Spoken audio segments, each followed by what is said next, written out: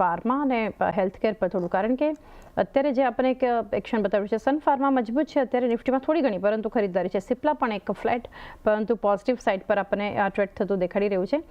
આ સિવાય પણ જે સેક્ટરના, કારણ કે આપણે થોડા positional to medium term to long term ચર્ચા કરી રહ્યા છે, ટ્રેડિંગ માટે નહીં, તો ફાર્મા હેલ્થકેર માટે કઈ રીતે તમે એક વ્યૂ આપશો અને અહીંયાથી સ્ટોક સ્પેસિફિક કોઈ રેકમેન્ડેશન આપનું રહેશે? ફાર્મા સ્પેસની અંદર અત્યાર સુધી જે આપણે છેલ્લા 1.5-2 વર્ષથી એક ટ્રેમેન્ડસ વેલ્થ ક્રિએટ કરી છે અને બિઝનેસ આઉટલુક ઘણા ઇમ્પ્રુવ થયા છે. મારું માનવું છે કે હવે આગળ જતા પર્ટિક્યુલરલી યુએસની ઇમ્પોર્ટને લઈને શું પોલિસી હશે અને પર્ટિક્યુલરલી ચાઇના અને ઇન્ડિયાને લઈને શું રણનીતિ હશે આગળ જતા, અને પર્ટિક્યુલરલી હેલ્થકેર સ્પેસની અંદર, કારણ કે જો ટ્રમ્પ સરકારને આવતા દિવસોની અંદર યુએસની બિલ્સ જે છે ખર્ચાઓ કાપ મૂકવાના હશે, તો એની પહેલી નજર જે હશે એ હેલ્થકેર ઉપર હશે, ફાર્મા ઉપર હશે. અને જેનેરિક દવા જે અહીંયા પણ આપણે ફોકસ કરી રહ્યા છીએ કે ગવર્મેન્ટ એગ્રેસિવલી પુશ કરી રહી છે, તો એ પ્રમાણે જેનેરિક દવાની અંદર પણ જો કોઈ પણ જાતનું ગવર્મેન્ટની પોલિસી હશે તો એની ડેફિનેટલી એક રિસ્ક ફેક્ટર છે ફાર્મા સેક્ટરની અંદર.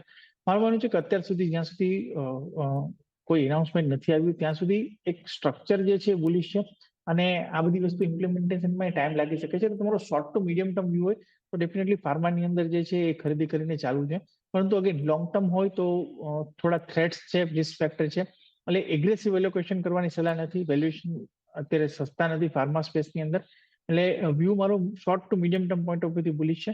અને મારું માનવું છે કે અત્યારે સન ફાર્માનું કાઉન્ટર જે છે એક સારા લેવલ ઉપર ટ્રેડ થઈ રહ્યું છે, 100 ડેઝની એવરેજ આસપાસ સ્ટોક ટ્રેડ થઈ રહ્યો છે, અને નીચેની તરફ 1750નો સ્ટોપ લોસ રાખીને જો ખરીદી કરવામાં આવે તો ઉપરની તરફ મારું માનવું છે કે 1900-1950 સુધીના લક્ષ્યાંક એક શોર્ટ ટુ મીડિયમ ટર્મમાં જોવા મળી શકે છે. એટલે 8-10% kind of recovery point of વ્યૂથી જો સન ફાર્માને પ્લે કરવો હોય તો જરૂરથી કરી શકે. ઓકે, તો ફાર્મા પર ઓવરઓલ એક ચર્ચા, અને સન ફાર્માને તમે એક રડારમાં રાખી શકો છો, એન્ટ્રી કરી શકો છો. 1750નો સ્ટોપ લોસ રાખો, 1900-1950ના ટાર્ગેટને તમારે એના માટે ધ્યાનમાં રાખવાના છે સન ફાર્મા માટે. તો એ સાથે